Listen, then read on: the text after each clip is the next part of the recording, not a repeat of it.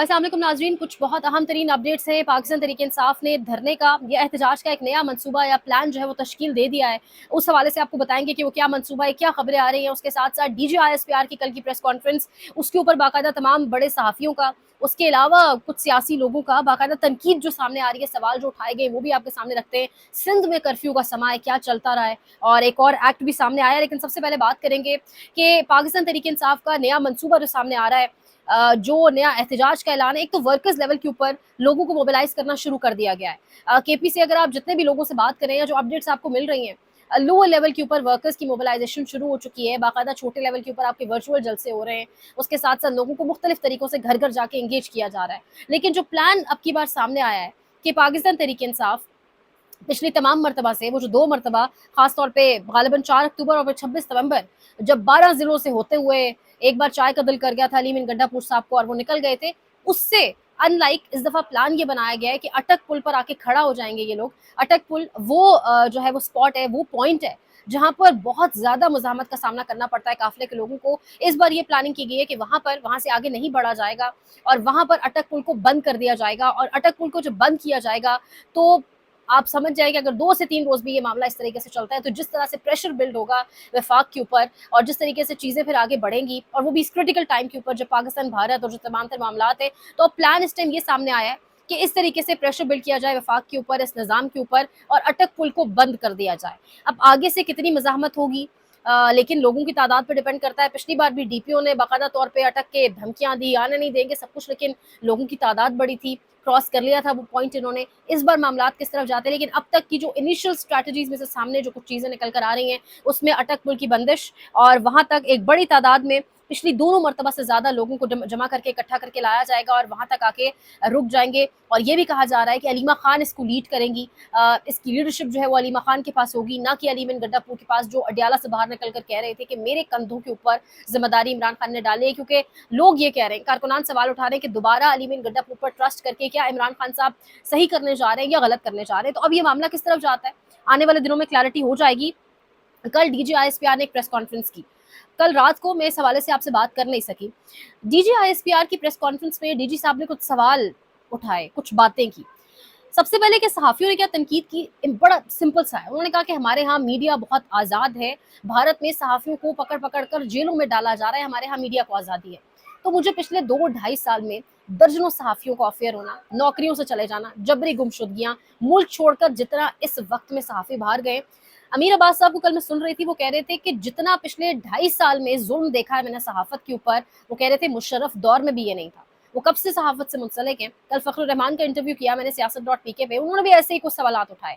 उन्होंने कहा कि ये आप कैसे कह सकते हैं, आप कैसे किसी और मुल्क को ये दर्ज दे सकते हैं या उन पर क्रिटिसिज्म कर सकते हैं कि आप सहाफ़ियों के लिए ज़िंदगी तंग कर रहे हैं, या आपके यहाँ आज़ादी इज़हार राय नहीं है, आपके अपने मुल्क में आज़ादी इज़हार राय नहीं है, और जिस तरीके से सहाफ़ियों को कंट्रोल किया जा रहा है ये हमारे सामने। अमीर अब्बास कह रहे हैं कम अज़ कम ये ताना तो हमें ज़ेब नहीं देता कि हम भारत को बताएं कि उसका मीडिया आज़ाद नहीं। मैं परवेज़ मुशर्रफ के दौर से सहाफ़त में हूँ, गुज़श्ता 3 सालों में मीडिया की गर्दन पर जिस तरह नाखून रखा गया, ऐसा बदतरीन दौर मैंने कभी नहीं देखा। ईमान मज़ारी कह रही हैं मारंग गलोच के हवाले से कि कोई बच्ची ये नहीं चाहती कि वो अपने वालिद की मसखशुदा लाश देखे, लेकिन आपने डॉक्टर मारंग के वालिद को बार बार लापता किया और इनकी मसखशुदा लाश भी इसी बच्ची को दी।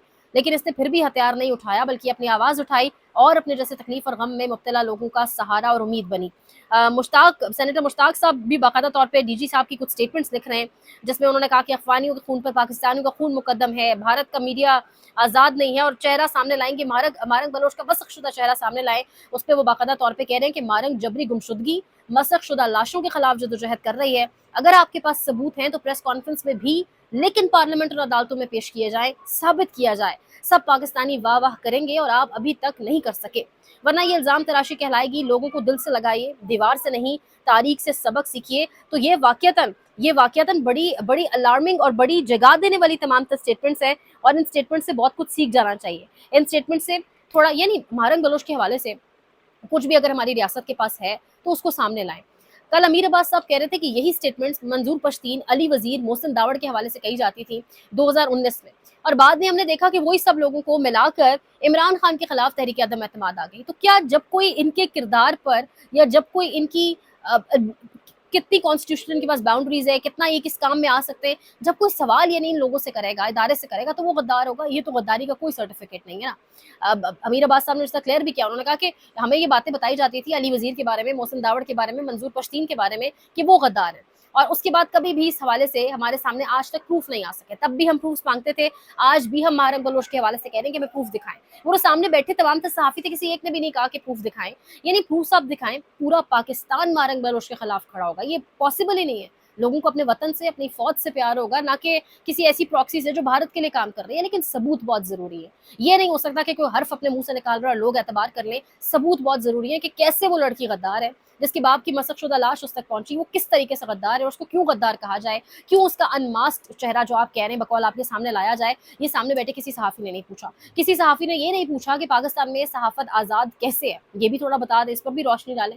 तो ये तमाम तर बहुत इंपॉर्टेंट चीज़ें हैं जिसके ऊपर सामने बैठे सहाफ़ियों को बात करनी चाहिए थी, जो कि नहीं की गई।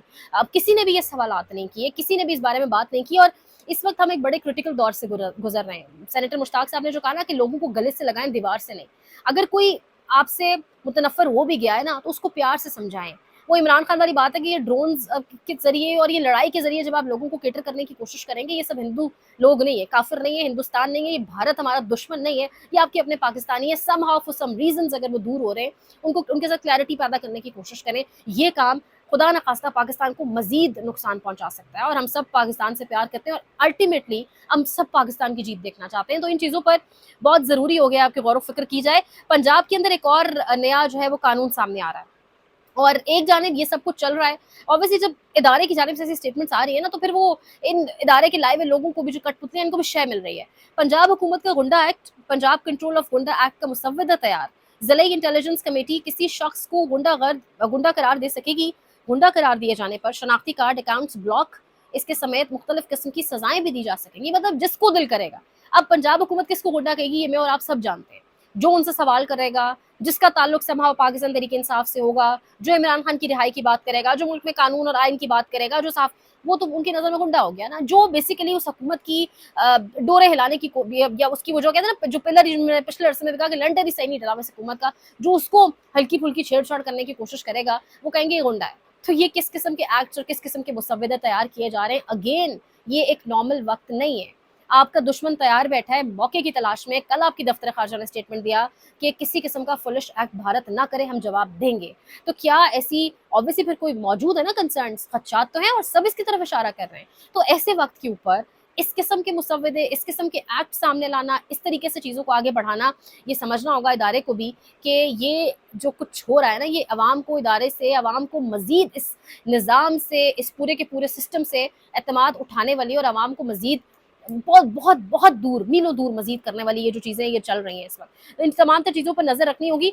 यानी सिंध में कोई सोच में नहीं सकता था कि कभी आसफा भुट्टो, जरदारी ख़ानदान का घेराव किया जाएगा, उनको रोका जाएगा, उनसे सवाल किया जाएगा। कल मोरो के अंदर आसफा भुट्टो की गाड़ी का घेराव किया गया, और इस वक्त कहा यह जा रहा है कि सिंध के लोग जो कनाल मसले पर डट गए थे बाहर निकल आए। मोरो में आसफा भुट्टो की गाड़ी का घेराव किया गया, लेकिन अब वहाँ पर मुकम्मल कर्फ्यू का समा है।